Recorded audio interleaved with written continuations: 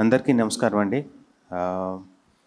నేను ఇండస్ట్రీలో first assistant డైరెక్టర్గా హలో ఐలవి సినిమా చేశాను శ్రీకాంత్ గారిది.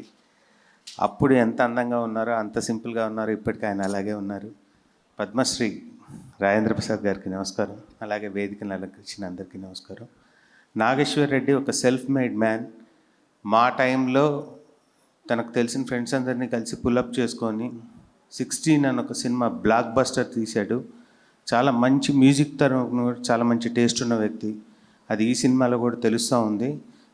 Sai Karthik, you rock man. చాలా చాలా బాగుంది మ్యూజిక్. ట్రైలర్కి ప్రాణం పోసారు, నిజంగా చాలా బాగుంది మీ మ్యూజిక్.